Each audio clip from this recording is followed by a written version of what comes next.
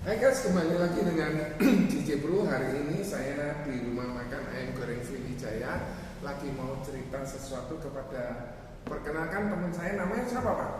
Eko. Pak Eko. Pak Eko dinas di Surabaya ya Pak? Ya, Di bagian apa Pak? di bagian laboratorium. Laboratorium. Biasanya ngurus siapa ya Pak di laboratorium? Ya, untuk apa? Yang nyari warna. Sudah berapa lama Bapak bekerja di laboratorium? Hampir 20 tahun. 20 tahun. Bapak background pendidikannya S1 kimia S1 kimia. Di mana itu? di UPN. Waktu di UPN dulu apakah pernah ikut ke organisasi kemahasiswaan atau enggak Pak? Dulu sempat sih, Oke. sempat ikut, tapi akhirnya cuma sebentar, cuma paling nggak semester satu semester dua. Ngambil apa itu kegiatan apa? Apa namanya? Kemahasiswaan, nah, itu yang sikap. Oke. Terus ada lagi yang nursing band itu. Masih. Ada nursing band, nah itu sering ikut kali itu. Oh oke. Pak, kira-kira selama ini pengalaman Bapak bekerja kira-kira gimana? Puas dengan kerjaan yang sudah ada ini atau kepingin mencoba peluang yang lain Pak? Ya puas sih, ya puas. Berapa tahun bekerja di perusahaan yang sekarang? Itu kan hampir 20 tahun. 20 tahun. 20 tahun. Pak, kalau boleh tahu awal mula Bapak 20 tahun itu sudah tidak pindah-pindah gitu Pak? Iya, udah nggak pindah. Awal mula Bapak mendapatkan gaji berapa 20 tahun yang lalu?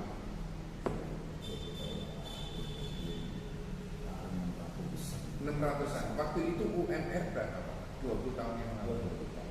Tapi lebih tinggi dari UMR. Lebih tinggi. Jadi income-nya Bapak lebih tinggi.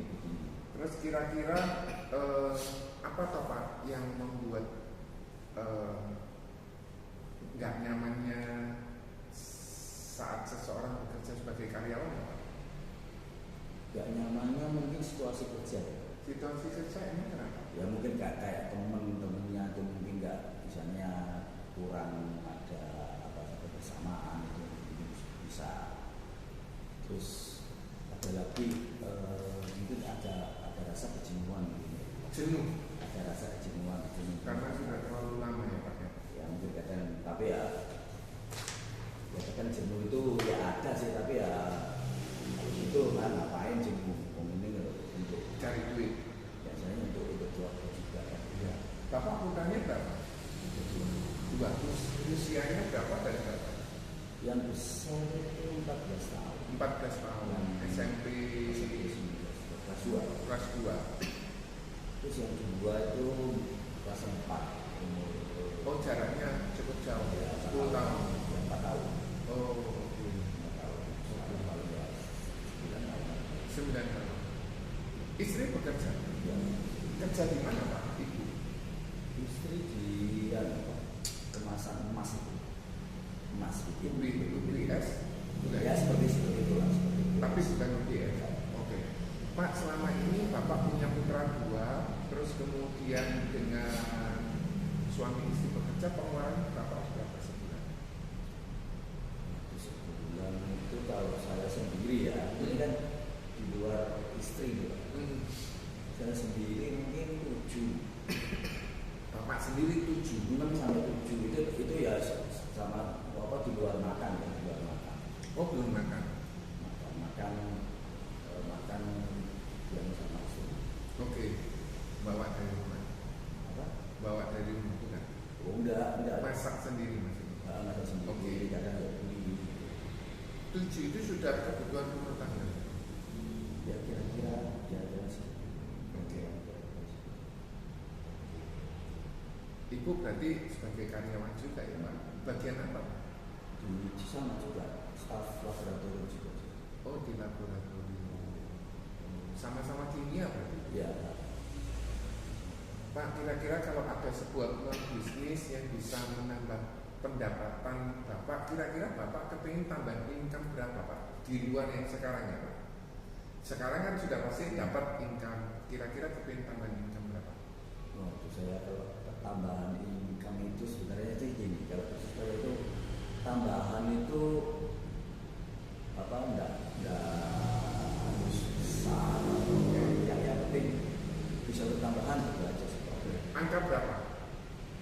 Karena setiap orang pasti beda-beda ya Pak. Yang angkanya sih ya kurang tahu juga Pak. Oke. Enggak. Kalau ketambahan 5 juta itu kurang atau kelebihan atau cukup? Ya, kalau 5 juta sih mungkin cukup Pak. Cukup. Sudah tambah nyaman lah ya Pak. Iya. Terus kira-kira saya dengar Bapak mau renovasi rumah. Butuh dana berapa ya sebetulnya? Ini kira-kiranya sih mungkin ya antara mungkin 30-40 juta. Kira-kira sudah ada dana berapa? ya sudah ada sih 20-an. Berarti kurang 20-30 jutaan. Pak, kalau misalnya saya kepingin cerita sesuatu kepada Bapak tentang sebuah bisnis yang bisa menambah income Bapak, bisa mencukupi keinginan gitu, kira-kira Bapak mau dengar berapa? Ya enggak apa-apa. Pak Eko usia berapa Pak? 40. Oh 45 ya. Saya 47 berarti 48 seumuran ya. Pak Eko selama ini apakah sudah pernah dengar tentang Prudential? Apa yang Bapak tahu? Ya, cuma asuransi. Asuransi. Fungsinya asuransi sebetulnya apa ya Pak? Asuransi itu sebenarnya kalau saya bilang itu hanya apa untuk memproteksi kita aja. Kira-kira penting nggak asuransi? Ya, sih Pak. 50-50 sih. Seberapa penting menurut Bapak asuransi? Apa ya? Kalau saya sendiri sih untuk nabung gitu sebenarnya. Oh, menyisihkan ya. Pak, Bapak apa pernah tahu bahwa di asuransi pun ada peluang kita mencari tambahan income? Peluang bisnisnya di sana ada, kira-kira Bapak tahu nggak? Saya pernah sama teman itu mungkin gini Pak. Kalau kita nyari seseorang untuk ikut, Iya. nah itu aja sih. Oke. Bapak juga sudah punya mobil belum? Mobil Sudah. Kira-kira apa misi kepingin nambah mobil lagi atau enggak? kalau tambah sih enggak, cuma ganti mobil. Oh ganti. Sekarang mobilnya apa Pak? Ya bijak. Kepingin ganti apa? Apa? Kepingin ganti apa? Pengennya sih ganti ya yang baru-baru. Misalnya? Ya, kayak Xenia atau sekarang ini apa? Yang Mitsubishi itu Pak. Pajero? Bukan. Expander kurang lebih 400 juta. Yang paling tinggi apa yang biasa? Yang biasa 300 juta lah ya Pak ya. Sekarang mobilnya Bapak bisa dijual kira-kira butuh bisa laku berapa? Antara 35-40. Berarti Bapak mesti butuh sekitar 270 jutaan lah ya Pak ya. Kira-kira kepingin nambah aset rumah juga atau enggak? Oh, kalau aset rumah sih selama ini sudah punya aset juga sih. Oh, ada berapa rumah yang Bapak punya? Ada 2 rumah.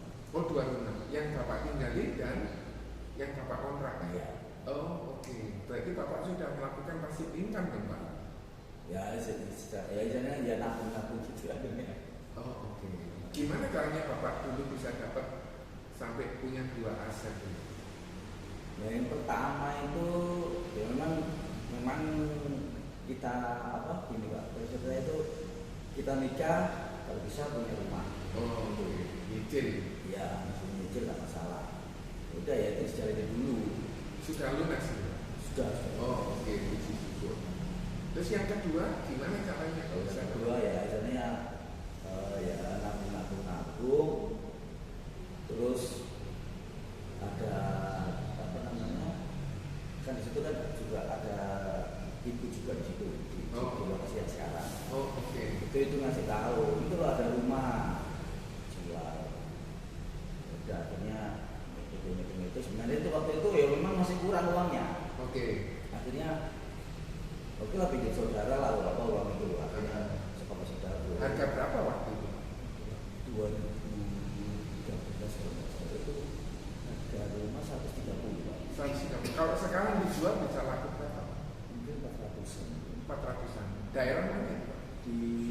Indah, Gurunanya UPN ke timur lagi. Pompa air itu. Nah, ke timur lagi. Ke timur kan ada Royal Park. Mangrove ke kanan Royal Park. Park. Park itu kan. Ya itu lurus terus mentok ya itu tapi Wisma Indah itu. Oh, itu harga 400-an ya. Itu bukan jalannya bakal dibuat mangrove semua ya. Oh enggak ya. Masih aman. Masih aman sih. Enggak kena real itu. Oh, oke. Daerah Royal itu aman gitu ya. Oke. Nah, yang saya pengen ceritakan bahwa Bapak pernah tahu enggak sebuah kondisi yang namanya disruptif? Kira-kira Bapak pernah dengar enggak? Disruptif. Disruptif itu sebuah kondisi yang era digital ini Pak. Sekarang hilangnya profesi lama. Sebagai contoh ya Pak, dulu perbankan itu orangnya banyak Pak, terus digantikan dengan ATM, digantikan dengan setor, digantikan semua dengan mobile, supaya tenaga kerjanya berkurang, sehingga bisa memangkas sampai 20.000 orang.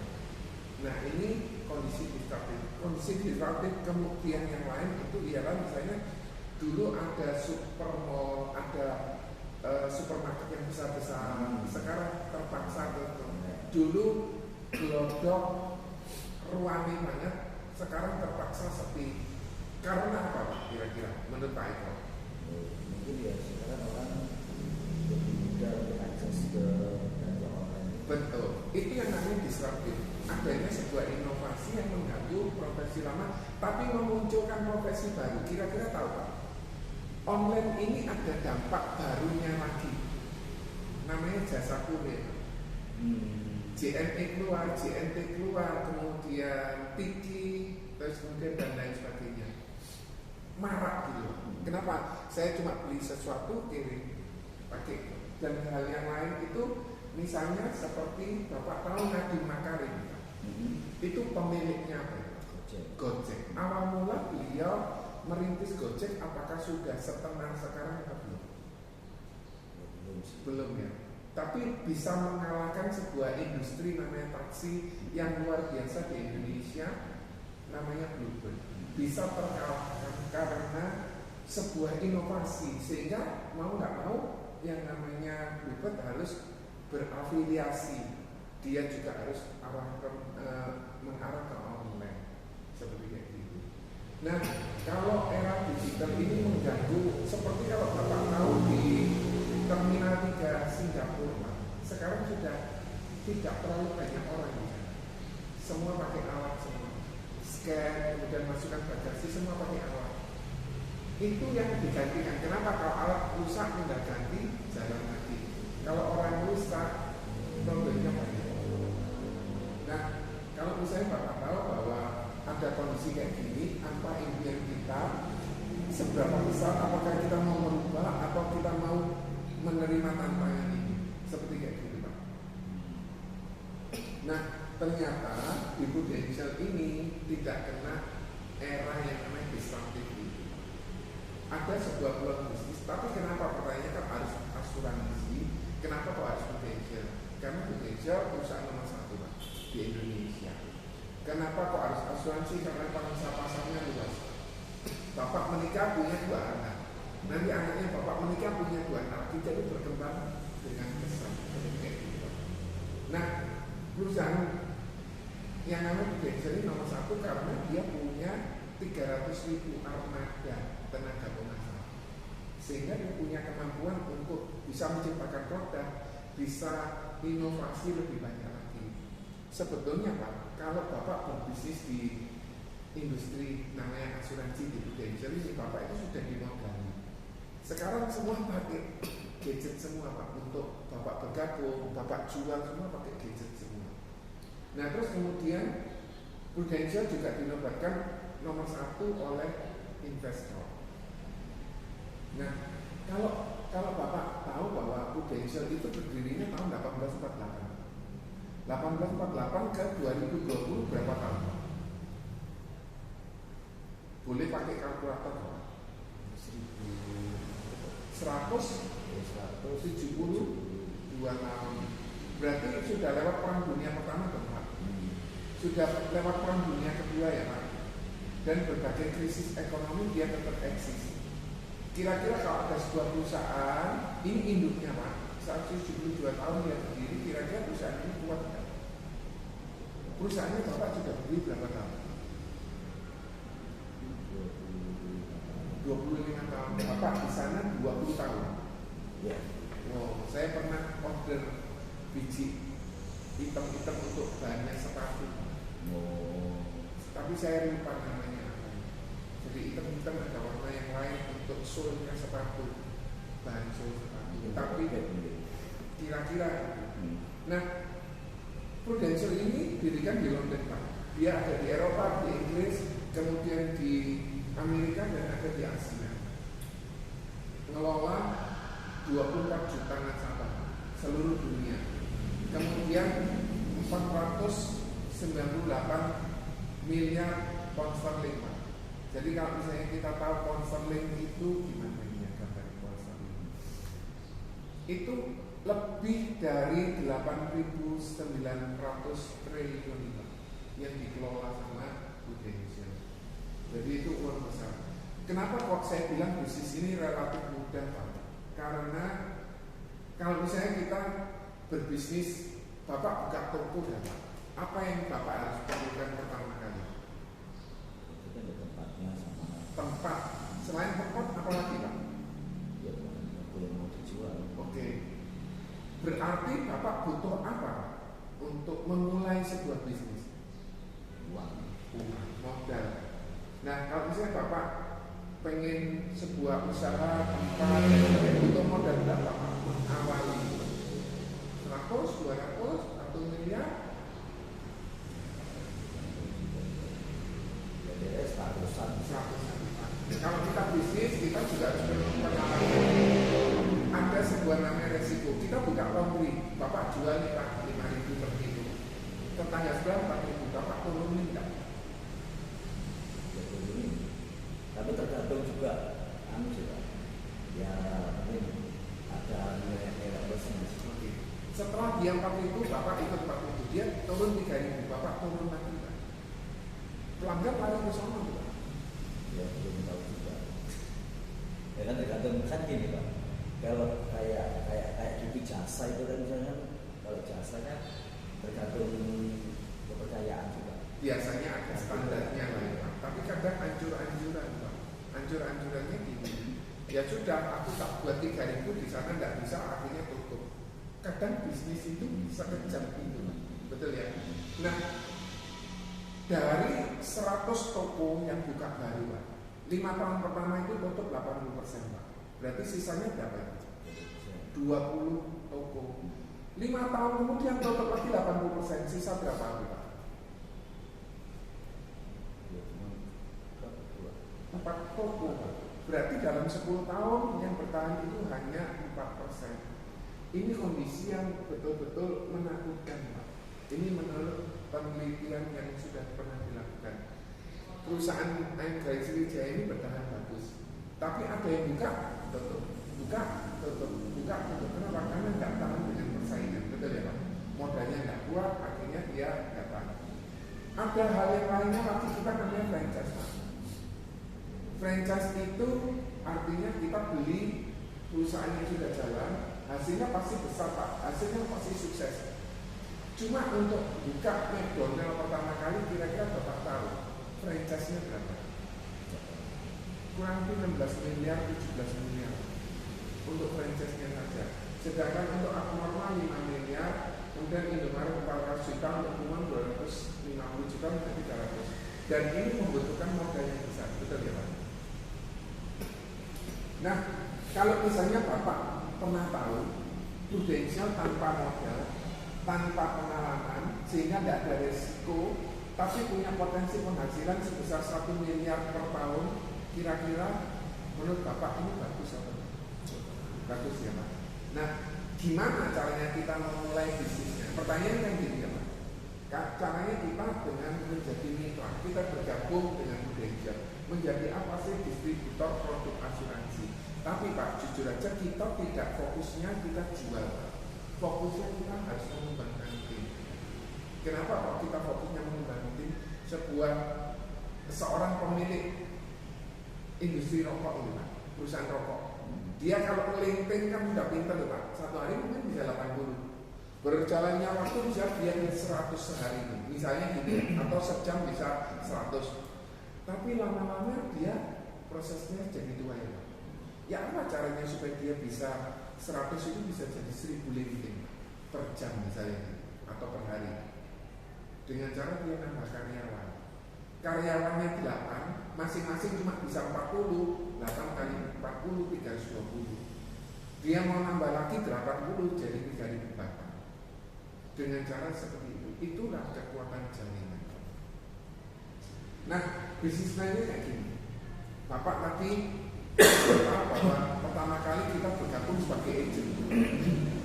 Kemudian langkah berikutnya adalah associate agency director dan langkah berikutnya agency director. Tapi kita tidak berhenti di sini, Pak. Kita harus jadi AD1, jadi AD2, AD3, AD4, AD5 dan eksekutif agency director. Ini goalnya kita, Pak.